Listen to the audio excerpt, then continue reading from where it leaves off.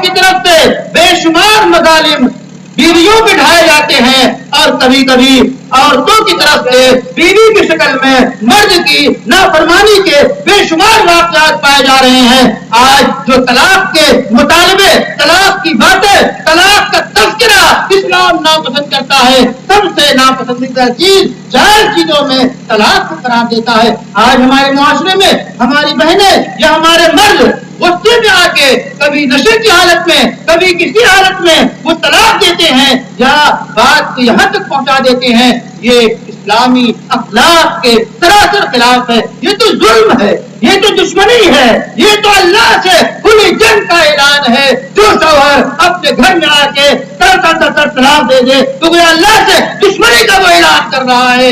اے شوہروں، اے مردوں، آپس کی گھریلو زندگی کو وہ ایسی زندگی بناؤ کہ ام المومنین عائشہ رضی اللہ تعالی عنہا فرماتی ہے کہ رسول اللہ صلی اللہ علیہ وسلم جب جام لیتے تو اس پیالے میں، اس گلاس میں جہاں میرے لب پڑے ہوئے ہوتے وہیں سے رسول اللہ صلی اللہ علیہ وسلم نوش فرماتے۔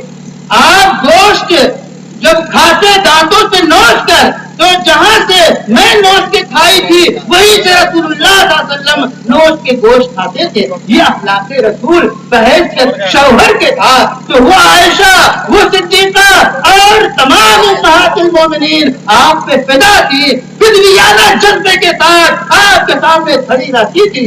اے حضرات، اس رسول اللہ صلی اللہ علیہ وسلم کے اس طریقے کو، اس تعلیم کو آپ اپنی زندگی میں دخل دیجیے اور گھروں کو ایسا بنائیے جو جنت کا نمونہ ہو۔ اور آپ تو اپنے دوستوں کے ساتھ بڑے لہک لہک کے کہے کے ساتھ، ہنسی کے ساتھ باتیں کرتے ہیں، وہی آپ جب آپ اپنی بیگم کے پاس ہوتے ہیں تو چہرہ آپ کا ایسا لگتا ہے کہ آپ بہت غصے میں۔ آخر یہ اخلاق کیوں، یہ دوہراپن کیوں؟